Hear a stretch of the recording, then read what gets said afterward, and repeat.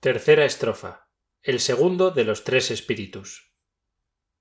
Se despertó a causa de un sonoro ronquido. Y con «ps», incorporándose en el lecho, trató de recoger sus ideas. No hubo precisión de advertirle que el reloj iba a dar la 1. Conoció por sí mismo que recobraba el conocimiento en el instante crítico de trabar relaciones con el segundo espíritu que debía acudirle por intervención de Jacobo Marley.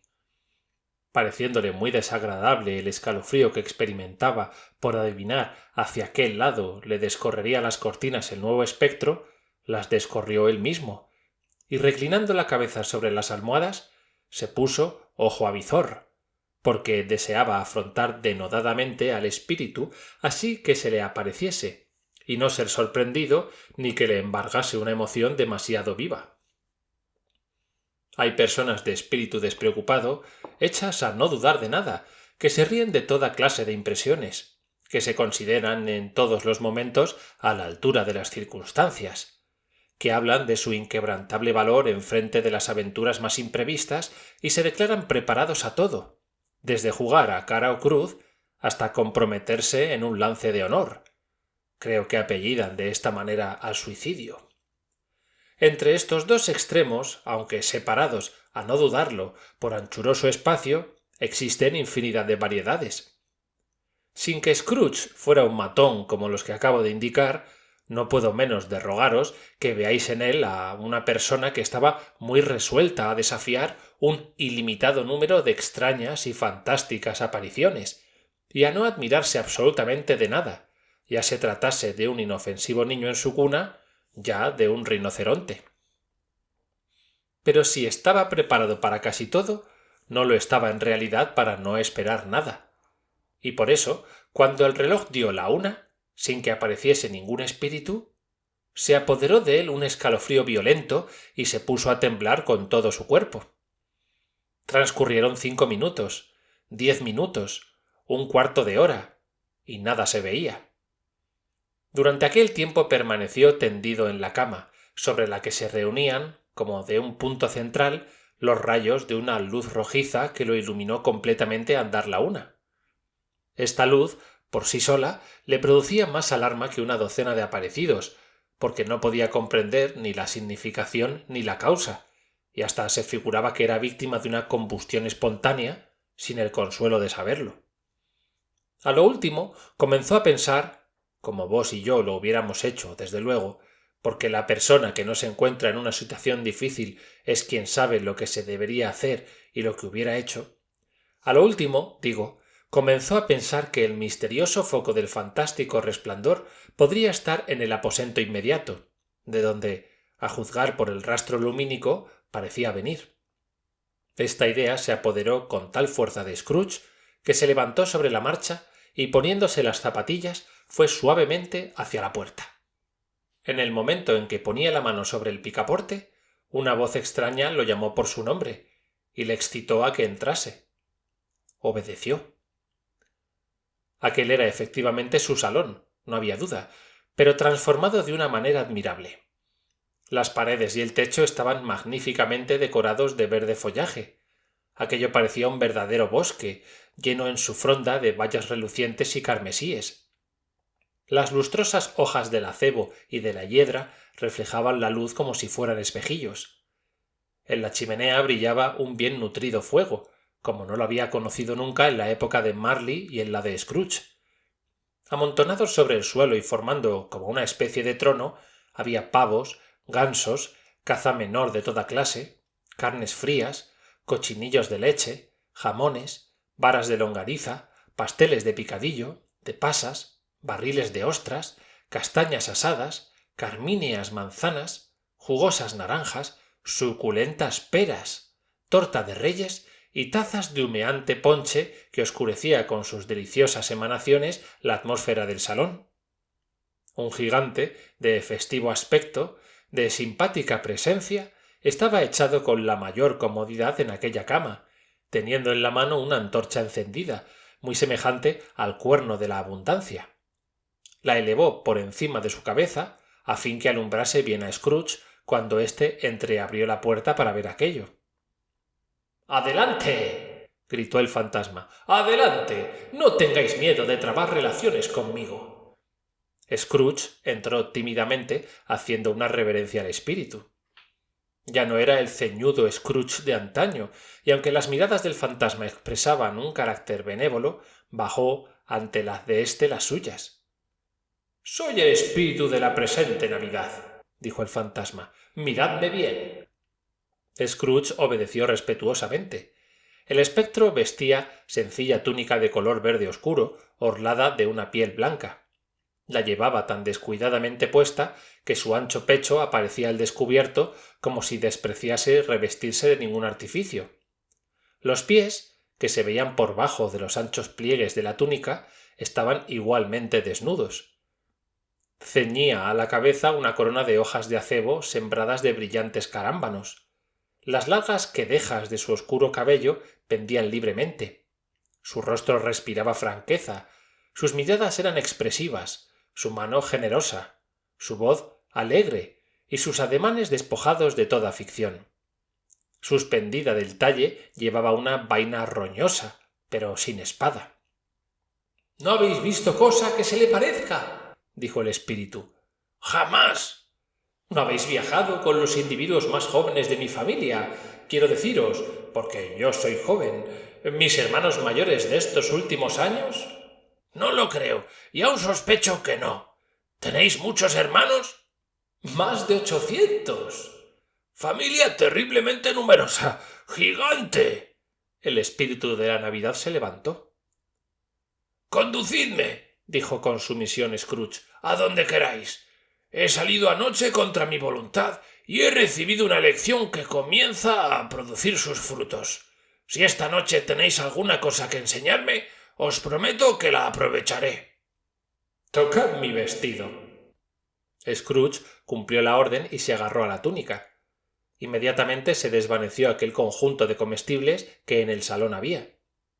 El aposento, la luz rojiza, hasta la misma noche desaparecieron también, y los viajeros se encontraron en las calles de la ciudad la mañana de Navidad, cuando las gentes, bajo la impresión de un frío algo vivo, producían por todas partes una especie de música discordante, raspando la nieve amontonada delante de las casas o barriéndola de las canalones, de donde se precipitaba en la calle con inmensa satisfacción de los niños, que creían ver en aquello como avalanchas en pequeño.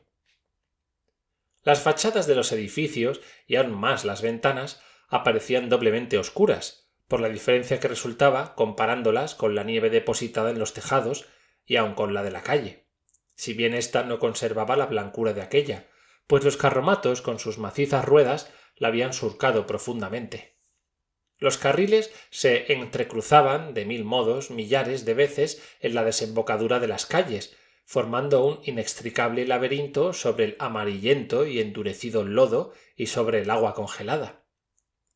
Las calles más angostas desaparecían bajo una espesa niebla, la cual caía en forma de aguanieve mezclada con hollín, como si todas las chimeneas de la Gran Bretaña se hubieran concertado para limpiarse alegremente. Londres, entonces, no tenía nada de agradable, y sin embargo se echaba de ver por dondequiera un aire tal de regocijo que ni el del día más hermoso, ni bajo el sol más deslumbrante del verano se vería otro igual. En efecto, los hombres que se ocupaban de limpiar la nieve de los tejados parecían gozosos y satisfechos. Se llamaban unos a otros y de rato en rato se dirigían, chanceándose, bolas de nieve, proyectil más inofensivo seguramente que muchos sarcasmos, riéndose cuando acertaban y aún más cuando no. Las tiendas de volatería estaban medio abiertas tan solo. Las de frutas y verduras lucían en todo su esplendor.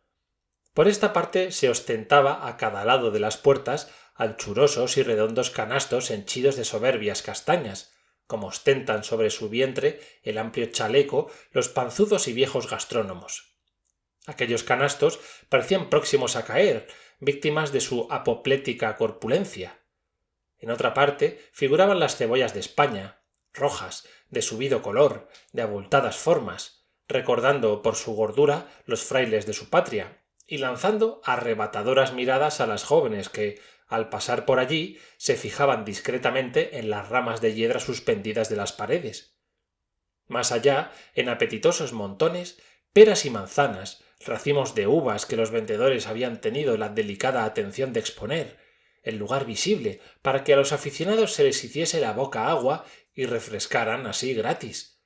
Pilas de avellanas musgosas y moreras que traían a la memoria los paseos en el bosque, donde se hunde uno hasta el tobillo en las hojas secas. Biffins de Norfolk, gruesos y oscuros, que resaltaban el color de las naranjas y de los limones, recomendables por su aspecto jugoso para que los compraran a fin de servirlos a los postres.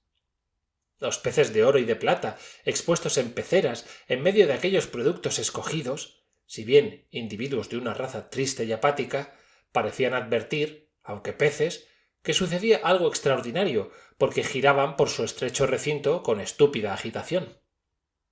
¿Y los ultramarinos? Sus tiendas estaban casi cerradas, excepto un tablero o dos, pero qué magníficas cosas se podían ver por las aberturas de éstos. No era solamente el agradable sonido de las balanzas al caer sobre el mostrador, ni el crujido del bramante entre las hojas de las tijeras que los separaban del carrete para atar los líos, ni el rechinamiento incesante de las cajas de hoja de lata donde se conserva el té o el café para servirlo a los parroquianos. Tras, tras, tras, sobre el mostrador.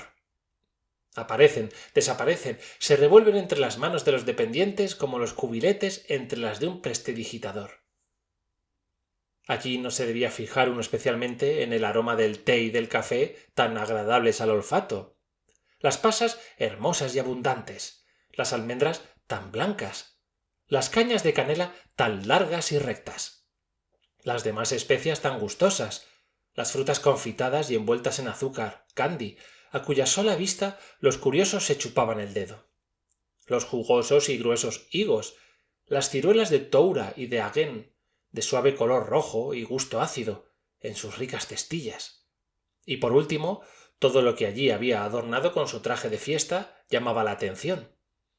Era preciso ver a los afanosos parroquianos realizar los proyectos que habían formado para aquel día, empujarse, tropezarse violentamente con la banasta de las provisiones, olvidándose, a lo mejor, de sus compras, volviendo a buscarlas precipitadamente, cometiendo otras equivocaciones, pero sin perder el buen humor, en tanto que el dueño de la tienda y sus dependientes daban tantas muestras de amabilidad y de franqueza que no había más que pedir.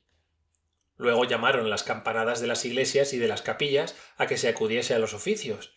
Bandadas de gentes vestidas con sus mejores trajes, con muestras de júbilo y ocupando de lado a lado las calles, acudieron al llamamiento. A la vez, y desembocando de las callejuelas laterales y de los pasadizos, se dirigieron un gran número de personas a los hornos para que les asaran las comidas.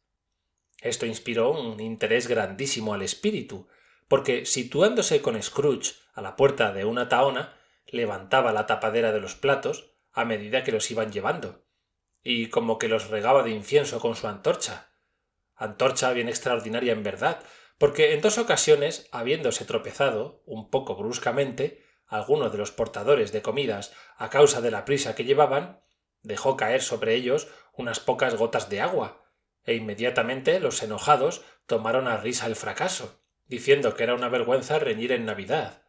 Y nada más cierto. Dios mío, nada más cierto. Poco a poco fueron cesando las campanas y las tahonas se cerraron, pero quedaba como un placer anticipado de las comidas, de los progresos que iban haciendo, en el vapor que se difundía por el aire escapándose de los encendidos hornos. ¿Tienen alguna virtud particular las gotas que se desprenden de vuestra antorcha? Preguntó Scrooge. Seguramente mi virtud. ¿Puede comunicarse a toda clase de comida hoy? A toda clase de manjar ofrecido de buen corazón y particularmente a las personas más pobres. ¿Y por qué a las más pobres? Porque son las que sienten mayor necesidad. ¡Espíritu!, dijo Scrooge después de meditar un rato. Estoy admirado de que los seres que se agitan en las esferas suprasensibles, que espíritus como vosotros, se hayan encargado de una comisión poco caritativa, la de privar a esas pobres gentes de las oraciones que se les ofrecen de disfrutar un placer inocente. ¿Yo? —exclamó el espíritu—. Sí, porque les priváis de medios para comer cada 8 días, en el día en que se puede decir verdaderamente que comen. ¿No es positivo? ¿Yo? Ciertamente. ¿No consiste en vosotros que esos hornos se cierren en el día del sábado? ¿No resulta entonces lo que yo he dicho? ¿Yo busco eso? Perdonadme si me he equivocado. Eso se hace en vuestro nombre, o por lo menos en el de vuestra familia. Ay, dijo el espíritu, en la tierra donde habitáis, hombres que abrigan la presunción de convencernos y que se sirven de nuestro nombre para satisfacer sus culpables pasiones, el orgullo, la perversidad, el odio, la envidia, la mojigatería y el egoísmo, pero son tan ajenos a nosotros y a nuestra familia como si no hubieran nacido nunca. Acordaos de esto y otra vez hacedles responsables de lo que hagan, y no a nosotros. Scrooge se lo prometió, y de seguida se trasladaron, siempre invisibles, a los arrabales de la ciudad.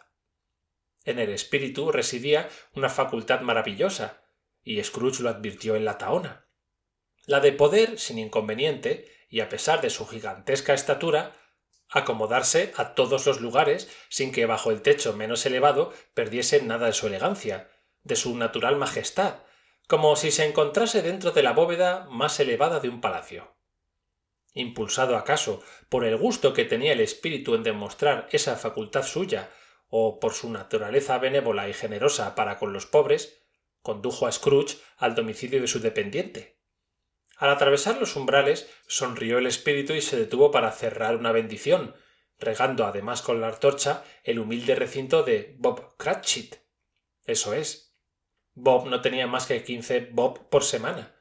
Cada sábado se le entregaban 15 ejemplares de su nombre de pila, y sin embargo, no por eso dejó el espíritu de la Navidad de bendecir aquella pobre morada compuesta de 4 aposentos.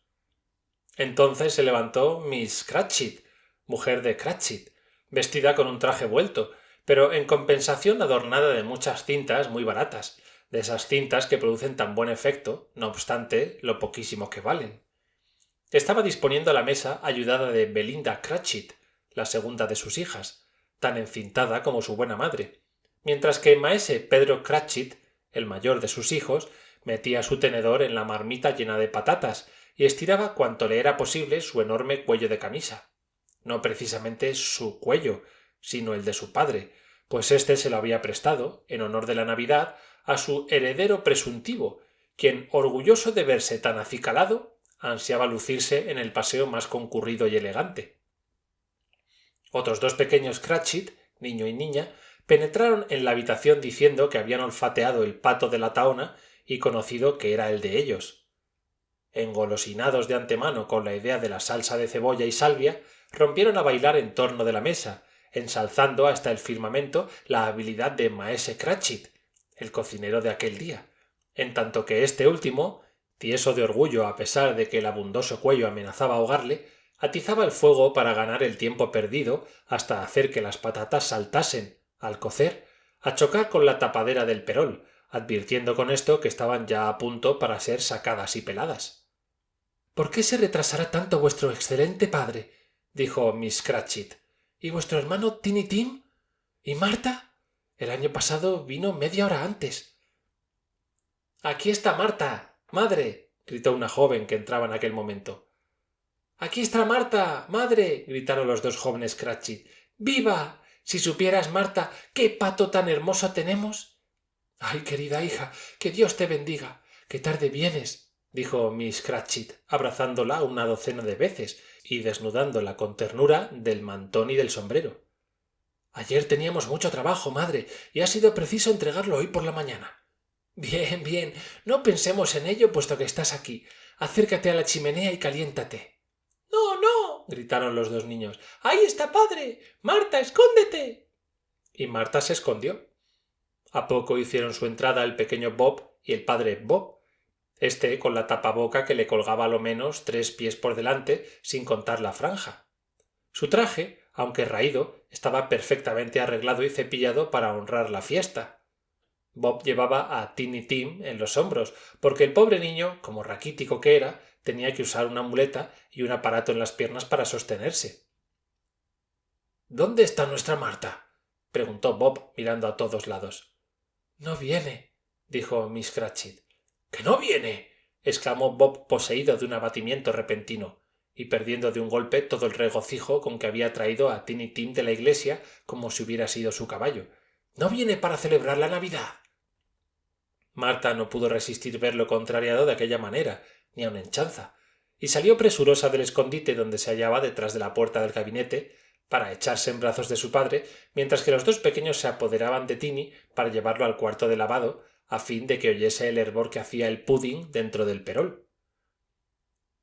—¿Qué tal se ha portado el pequeño Tiny? —preguntó Miss Cratchit, después de burlarse de la credulidad de su marido y que éste hubo abrazado a su hija. —Como una alhaja y más todavía. En la necesidad en que se encuentra de estar mucho tiempo sentado y solo, la reflexión madura mucho en él, y no puedes imaginarte los pensamientos que le ocurren.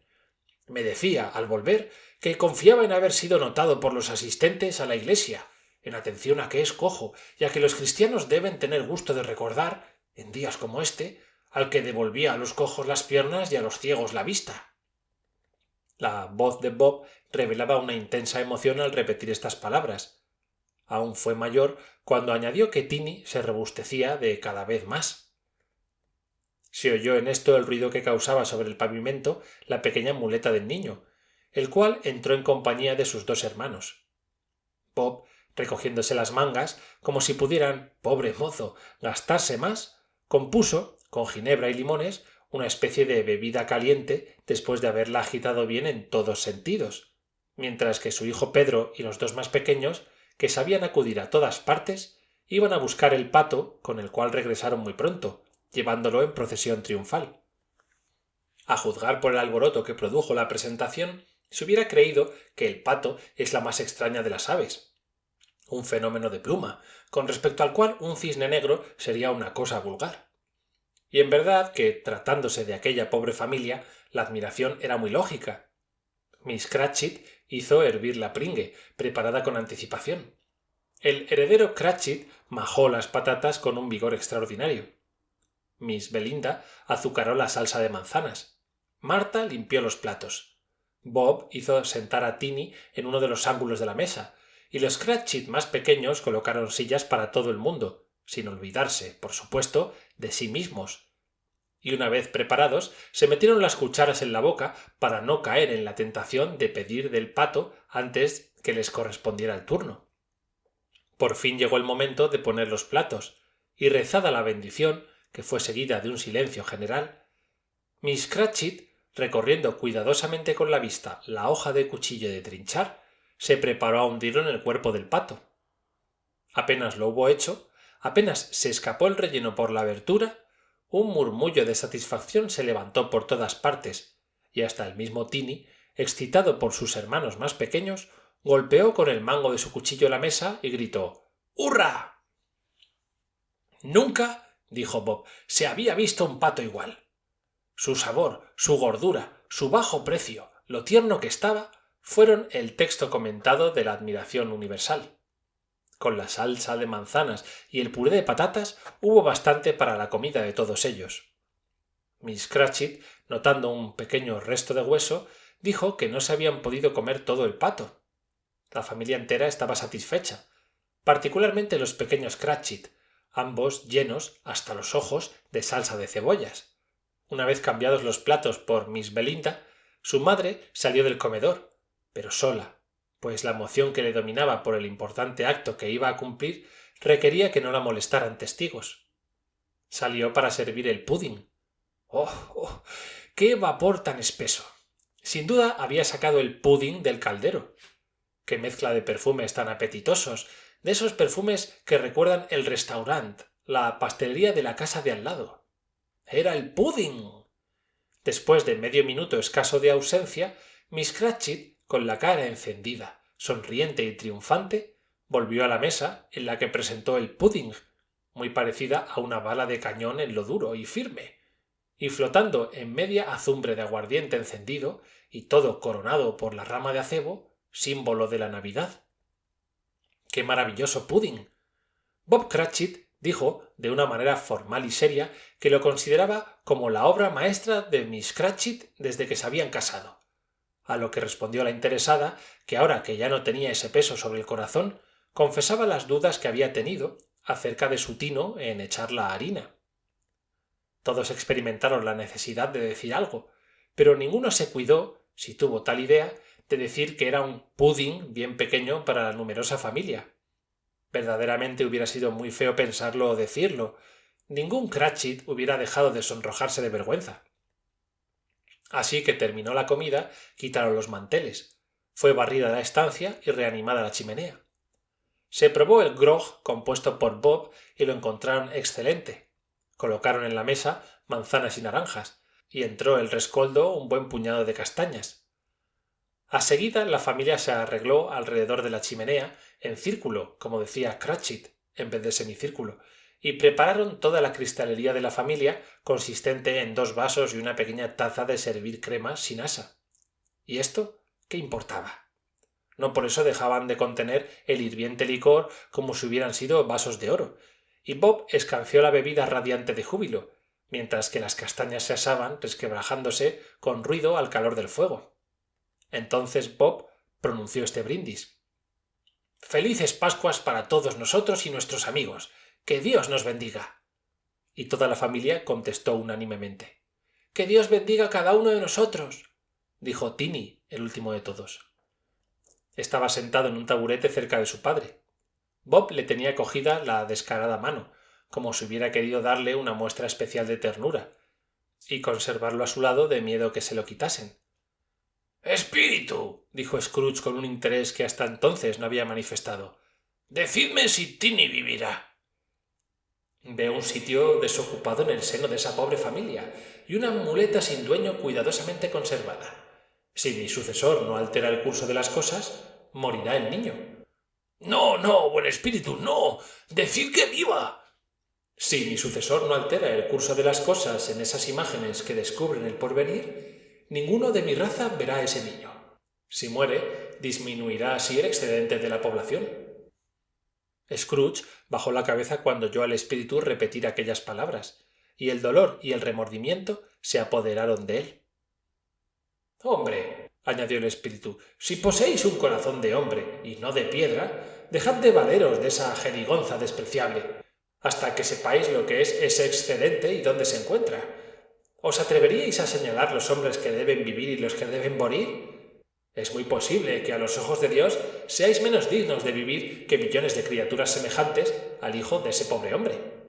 Dios mío, que un insecto oculto entre las hojas diga que hay demasiados insectos vivientes, refiriéndose a sus famélicos hermanos que se revuelcan en el polvo».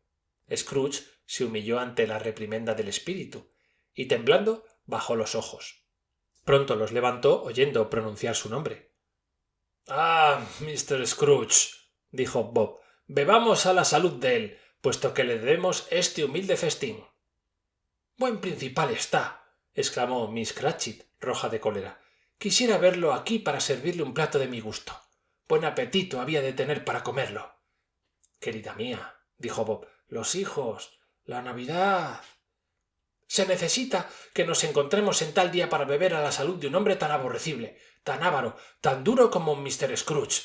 Ya sabéis que es todo eso. Ninguno lo puede decir mejor que vos, mi pobre marido». «Querida mía», insistió dulcemente Bob, «el día de Navidad». «Beberé a su salud por amor a vos y en honra del día, mas no por él. Le deseo, pues, larga vida, felices Pascuas y dichoso año. He aquí con qué dejarlo bien contento, pero lo dudo». Los niños secundaron el brindis, y esto fue lo único que no hicieron de buena gana en aquel día. Tiny bebió el último, pero hubiese dado su brindis por un perro chico. Scrooge era el vampiro de la familia. Su nombre anubló la satisfacción de aquellas personas, pero fue cosa de 5 minutos. Pasados estos y desvanecido el recuerdo de Scrooge, Bob anunció que ya le habían prometido colocar a su hijo mayor con algo más de 5 chelines por semana. Los pequeños Cratchit rieron como locos, pensando que su hermano iba a tomar parte de los negocios, y el interesado miró con aire meditabundo y por entre los picos del cuello de la camisa al fuego, como si ya reflexionase acerca de la colocación que daría a una renta tan prometedora. Marta, pobre aprendiz en un establecimiento de modista, refirió la clase de obra que tenía que hacer y las horas que necesitaba trabajar sin descanso, regocijándose con la idea de que al siguiente día podría permanecer más que de costumbre en el lecho. Añadió que acababa de ver a un lord y a una condesa, aquel de la misma estatura que Pedro, con lo que éste se levantó tanto el cuello de la camisa que casi no se le veía la cabeza. Durante la conversación, las castañas y el grog circulaban de mano en mano, y Tini cantó una balada relativa a un niño perdido entre las nieves. Tini poseía una vocecita lastimera y lo hizo admirablemente, por quien soy. En todo aquello no había ciertamente nada de aristocrático. Aquella no era una hermosa familia. Ninguno de ellos estaba bien vestido. Tenían los zapatos en mal uso, y hasta Pedro hubiera podido con su traje hacer negocio con un ropavejero. Sin embargo, todos eran felices y vivían en las mejores relaciones, satisfechos de su condición. Cuando Scrooge se separó de ellos, se manifestaron más alegres de cada vez, gracias al benéfico influjo de la antorcha del espíritu. Así es que continuó mirándolos hasta que se desvanecieron, y especialmente a Tiny Tim. Había llegado la noche, oscura y lóbrega. Mientras Scrooge y el espíritu recorrían las calles, la lumbre chisporroteaba en las cocinas, en los salones, en todas partes, produciendo maravillosos efectos. Aquí la llama vacilante dejaba ver los preparativos de una modesta pero excelente comida de familia, en una estancia que preservaban del frío de la calle por medio de espesos cortinajes de color rojo oscuro. Por allá todos los hijos de la casa, desafiando la temperatura, salían al encuentro de sus hermanas casadas, de sus hermanos, de sus tíos, de sus primos, para anticiparse a saludarlos. Por otras partes, los perfiles de los convidados se divisaban a través de los visillos. Una porción de hermosas jóvenes, encapuchadas y calzadas de fuertes zapatos, hablando todas a la vez, se dirigían apresuradamente a casa de su vecina. Infeliz del célibe, las astutas hechiceras lo sabían perfectamente, que las viese entonces penetrar en la casa con los semblantes coloreados por el frío. A juzgar por el número de personas que se dirigían a las reuniones, se hubiera podido decir que no quedaba nadie en las casas para dar la bienvenida, pero no sucedía así. En todas partes había amigos que aguardaban, con el corazón bien alegre y las chimeneas bien repletas de fuego. Por eso se veía el espíritu arrebatado de entusiasmo, y que, descubriendo su ancho pecho y abriendo su dadivosa mano, flotaba por encima de aquella multitud, derramando sobre las gentes su pura y cándida alegría. Hasta los humildes faroleros, acelerándose delante de él, marcando su trabajo con luminosos puntos a lo largo de las calles, hasta los humildes faroleros, ya vestidos para ir a alguna reunión, se reían a carcajadas cuando el espíritu pasaba cerca de ellos, por más que ignorasen lo próximo que lo tenían. De repente, sin que el espíritu hubiera dicho nada a su compañero, en preparación para tan brusco tránsito, se encontraron en medio de un lugar pantanoso, triste, desierto y sembrado de grandes montones de piedras, como si allí hubiera un cementerio de gigantes. El agua circulaba por todas partes y no se ofrecía para ello otro obstáculo que el hielo que la sujetaba prisionera. Aquel suelo no producía más que musgo, retama y una hierba mezquina y ruda. Por el horizonte y en la dirección del oeste, el sol poniente había dejado un rastro de fuego de un rojo vivísimo que iluminó por un momento aquel lugar de desolación, como si fuese la mirada brillante de un ojo sombrío cuyos párpados se cerrasen poco a poco, hasta que desapareció completamente en la oscuridad de una densa noche. —¿En dónde estamos? —preguntó Scrooge. —Estamos donde viven los mineros, los que trabajan en las entrañas de la tierra —contestó el espíritu—. Ya me reconocen. Mirad. Brilló una luz en la ventana de una pobre choza, y ambos se dirigieron hacia aquel lado. Penetrando a través del muro de piedras y tierra que constituía aquel mísero albergue, vieron una numerosa y alegre reunión en torno de una gran fogata. Un buen viejo, su mujer, sus hijos, sus nietos y sus biznietos estaban congregados allí vestidos con su mejor traje. El viejo, con voz que ya no podía sobreponerse al agudo silbido del viento que soplaba sobre los arenales, cantaba un villancico, muy antiguo ya cuando él lo aprendió de niño, y los circunstantes repetían de tiempo en tiempo el estribillo. Cuando ellos cantaban, el viejo se sentía reanimado, pero cuando callaban volvía a caer en su debilidad.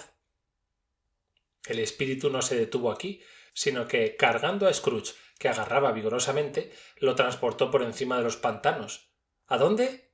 No al mar, me parece. Pues sí, al mar.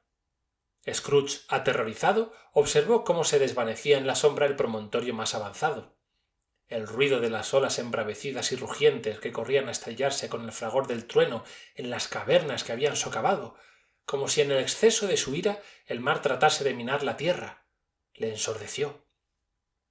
Edificado sobre una desnuda roca que apenas salía a flote del agua y azotado furiosamente por las olas durante todo el año, se levantaba a mucha distancia de tierra un faro solitario. En el basamento se acumulaban multitud de plantas marinas, y el pájaro de las tempestades, nacido acaso de los vientos como las algas de las aguas, revoloteaba en torno de la torre como las olas sobre lo que se mecía.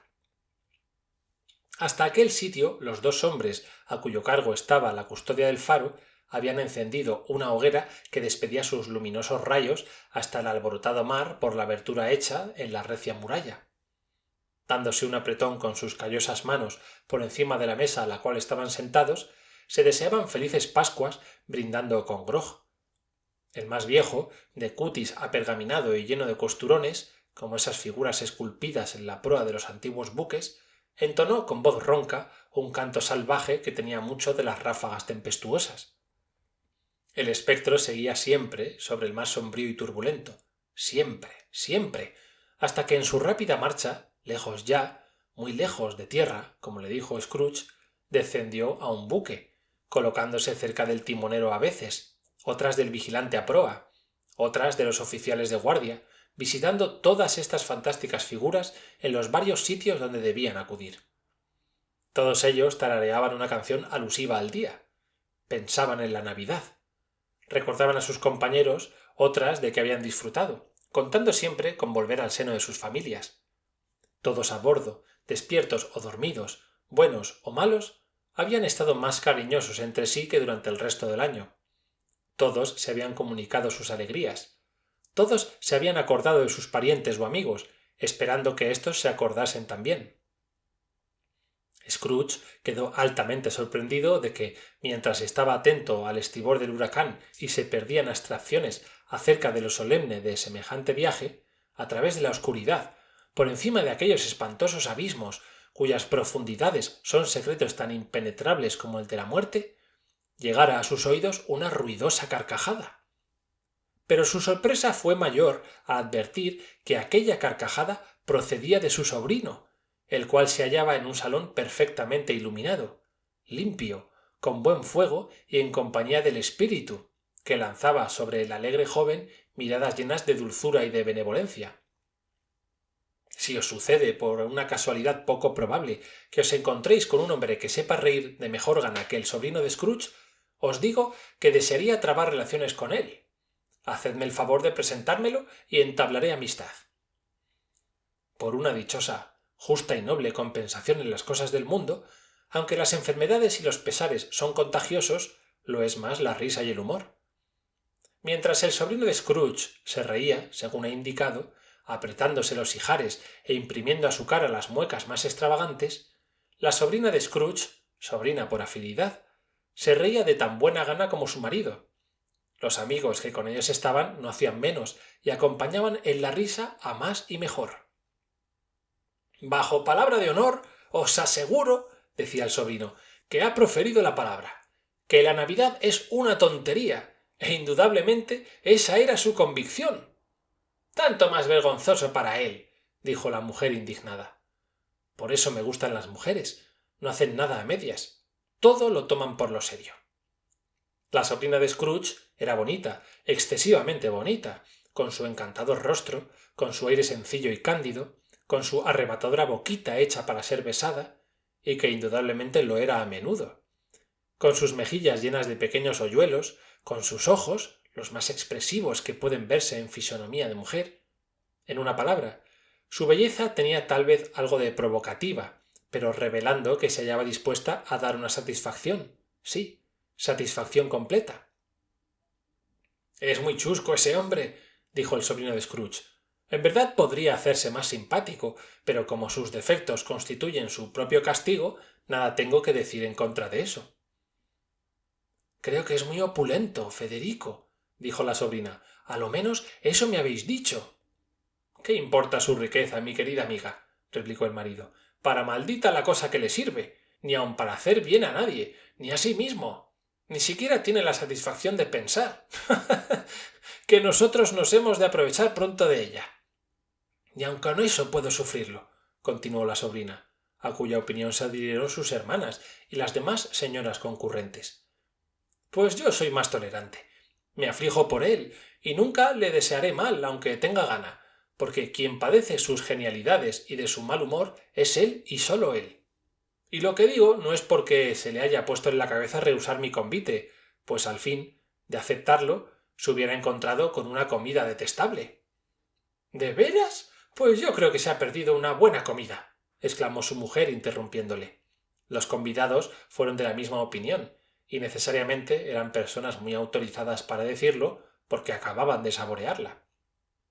«Me alegro de saberlo», repuso el sobrino de Scrooge, «porque no tengo mucha confianza en el talento de estas jóvenes caseras. ¿Qué opináis, Topper?»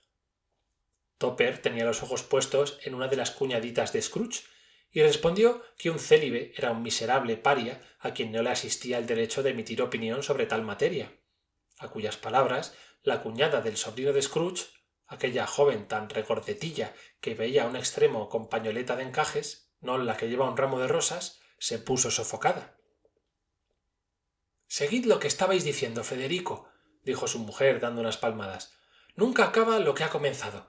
¡Qué ridículo es eso!». El sobrino de Scrooge soltó la carcajada de nuevo, y como era imposible librarse del contagio, aunque la joven regordeta trataba de hacerlo poniéndose a aspirar el frasco de sales, todos siguieron el ejemplo del joven. «Me proponía únicamente decir que mi tío, presentándose tan mala cara y negándose a venir con nosotros, ha perdido algunos momentos de placer que le hubieran venido muy bien. Indudablemente se ha privado de una compañía mucho más agradable que sus pensamientos, que un mostrador húmedo y que sus polvorientas habitaciones. Esto no quita para que todos los años le invite de la misma manera, plázcale o no, porque tengo lástima de él. Dueño es, si así le parece, de burlarse de la Navidad, pero no podré menos de formar buena opinión de mí, cuando me vea presentarme a él todos los años, diciéndole con mi acostumbrado buen humor: «Mi querido tío, ¿qué tal os va?». Si esto pudiera inspirarle la idea de aumentar el sueldo de su dependiente hasta 45 libras esterlinas, se habría conseguido algo. No sé, pero se me figura que ayer lo ha quebrantado. Al oír aquello todos los concurrentes se rieron, pareciéndoles que era sobrada pretensión la de haber conseguido quebrantar a Scrooge. Pero como el sobrino era de bellísimo genio y no se cuidaba de saber por qué se reían con tal de que se rieran, aún los animó haciendo circular las botellas. Después del té hubo un poco de música, porque los convidados aquellos constituían una familia de músicas que entretenían perfectamente lo de cantar arias y ritornelos, sobre todo Topper, que sabía lanzar su gruesa voz debajo como un artista consumado, sin que se le hincharan las venas de la frente y sin ponerse rojo como un cangrejo. La sobrina de Scrooge tañía bien el arpa. Entre otras piezas, ejecutó una cancioncilla, una cosa insignificante que hubierais aprendido a tararear en 2 minutos, pero que era justamente la favorita de la joven que, tiempos atrás, fue en busca de Scrooge al colegio, como el fantasma de la Navidad se lo había hecho a la memoria. Ante aquellas tan conocidas notas, recordó de nuevo Scrooge todo lo que el espectro le representara, y más enternecido de cada vez, consideró que si hubiera tenido la dicha de oír frecuentemente aquella insignificante cancioncilla, habría podido conocer mejor lo que de grato encierran las dulces afecciones de la existencia, y cultivándolas. Empresa algo más meritoria que la de cavar con impaciencia de sepulturero su fosa, según ocurrió con Marley. No tan solo la música ocupó a aquellos convidados. Al cabo de rato se jugó a juegos de prendas, porque es conveniente volver a los días de la niñez, sobre todo teniendo en cuenta que la Navidad es una fiesta establecida por un dios niño. Atención, se dio principio por gallina ciega. ¡Oh! ¡Y qué tramposo está Topper! Hace como que no ve, pero perded cuidado. Ya sabe bien a dónde dirigirse. Estoy seguro de que se ha puesto de acuerdo con el sobrino de Scrooge, pero sin conseguir engañar al espíritu de la Navidad allí presente. La manera como el pretendido ciego persigue la regordetilla de la pañoleta es un insulto positivo que se dirige a la credulidad humana. Por más que ella se coloque detrás del guardafuego, o encima de las sillas, o al amparo del piano, o entre los cortinajes a riesgo de asfixiarse, a todas partes donde va ella, va también él. Siempre sabe tropezar con la regordetilla. No quiere coger a nadie más, y aunque le salgáis al paso, como algunos lo han hecho de propósito, hará como que os quiere agarrar, pero con tal torpeza que no puede engañaros, y luego se dirigirá hacia donde se oculta la regordetilla. Eso no es jugar bien, dice ella, huyendo cuanto puede. Y tiene razón. Pero a lo último, cuando él la coge, cuando a despecho de la ligereza de la joven él logra arrinconarla de manera que no puede escapársele, entonces su conducta es inicua. Bajo pretexto de que no sabe a quién ha cogido, la reconoce pasándole la mano por la cabeza, o se permite tocar cierto anillo que ella lleva al dedo, o una cadena con que se adorna el cuello. ¡Oh, infame monstruo! Por eso, así que él deja el pañuelo a otra persona, los dos jóvenes tienen en el hueco de la ventana, detrás de las cortinas, una conferencia particular en la que ella le dice a él todo lo que le parece. La sobrina de Scrooge no tomaba parte en el juego. Se había retirado a uno de los rincones de la sala y allí estaba sentada en un sillón con los pies en un taburete, teniendo detrás al aparecido y a Scrooge. En los juegos de enigmas sí que participó. Era muy diestra en ellos, con gran satisfacción de su esposo, y les sentaba bien las costuras a sus hermanas, y eso que no eran tontas. Preguntádselo si no a Topper. Allí había como 20 personas entre viejos y jóvenes. Todos jugaban, hasta el mismo Scrooge, quien, olvidando de todo punto que no sería dado, se interesaba en todo aquello, diciendo en alta voz el secreto de los enigmas que se proponían. Os aseguro que adivinaba muchas y que la más fina aguja, la de marca más acreditada, la más puntiaguda, no lo era tanto como el ingenio de Scrooge, a pesar del aire bobalicón de que revestía para engatusar a sus parroquianos. El aparecido gozaba de verle en semejante disposición de espíritu y lo contemplaba con aspecto tan lleno de benevolencia que Scrooge le pidió encarecidamente, como a un niño, que lo tuviese allí hasta que se marcharan los convidados. ¡Un nuevo juego, espíritu! ¡Un nuevo juego! ¡Media hora nada más! Tratábase del juego conocido por el nombre de sí y no. El sobrino de Scrooge debía tener un pensamiento, y los demás la obligación de adivinarlo. A las preguntas que le hacían él no contestaba más que sí o no. La granizada de interrogatorios a que lo sujetaron fue causa de que hiciese muchas indicaciones, que pensaba en un animal, que era un animal vivo, adusto y salvaje, un animal que rugía y gruñía en varias ocasiones, que otras veces hablaba, que residía en Londres, que se paseaba por las calles, que no lo enseñaban por dinero, que no iba sujeto con cordón, que no estaba en una casa de fieras ni destinado al matadero, y que no era ni un caballo ni un asno, ni una vaca ni un toro, ni un tigre, ni un perro, ni un cerdo, ni un gato, ni un oso. A cada pregunta que le hacían, aquel tunante de sobrino daba a reír, y tan grandes eran a veces los accesos que se veía obligado a levantarse para patear de gusto. Por fin, la cuñada regordetilla, riéndose a más no poder, exclamó: «Lo he adivinado, Federico. Ya sé lo que es». «¿Qué es?» «Es vuestro tío Scrooge». Efectivamente había acertado. La admiración fue general. Si bien algunas personas objetaron que a la pregunta «¿es un oso?», debía haberse contestado sí. Tanto más que a la respuesta negativa muchos habían dejado de pensar en Scrooge para buscar por otro lado.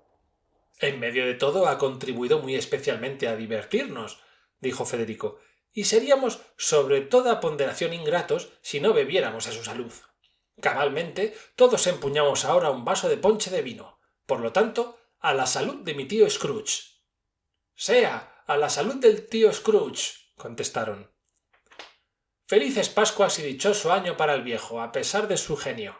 Él no aceptaría este buen deseo de mi parte, pero se lo tributo, sin embargo, a mi tío Scrooge. Scrooge se había dejado dominar de tal modo por la hilaridad general, experimentaba tanto descanso en su corazón, que de buena gana hubiera tomado parte en el brindis, aunque nadie sabía de su presencia allí, y pronunciado un buen discurso de gracias, siquiera fuese desoído, a no ser porque no se lo permitió el fantasma. Hubo cambio de escena. Cuando el sobrino pronunciaba la última palabra del brindis, Scrooge y el espíritu emprendieron de nuevo el curso de su viaje. Vieron muchos países, fueron muy lejos, visitaron un gran número de moradas, y siempre con las mejores consecuencias para aquellos a quienes se acercaba el espíritu de la Navidad. Al aproximarse al lecho de uno, enfermo y en extranjera tierra, éste se olvidaba de su dolencia y se creía transportado al suelo patrio. Si a una alma en lucha con la suerte le infundía sentimientos de resignación y esperanza en mejor porvenir, si a los pobres inmediatamente se creían ricos, si a las casas de caridad, a los hospitales y a las prisiones, a todos estos refugios de la miseria, donde el hombre vano y orgulloso no había podido, abusando de su pequeño y efímero poder, impedir la entrada al espíritu, éste dejaba caer su bendición y enseñaba a Scrooge 1000 preceptos caritativos. Fue una noche muy larga, si es que todo esto se cumplió en una noche. Scrooge lo dudó, porque a su juicio habían sido condensadas muchas navidades en el tiempo que estuvo con el aparecido. Sucedía una cosa extraña, y era que, mientras Scrooge conservaba incólumes sus formas exteriores, el espíritu se hacía más viejo, visiblemente más viejo. Scrooge advirtió la transformación, mas no dijo nada, hasta que al salir de un recinto donde varios niños celebraban la fiesta de Reyes, miró al espíritu. Así que se encontraron solos, y vio lo mucho que había encanecido. ¿Tan corta es la vida de los espíritus?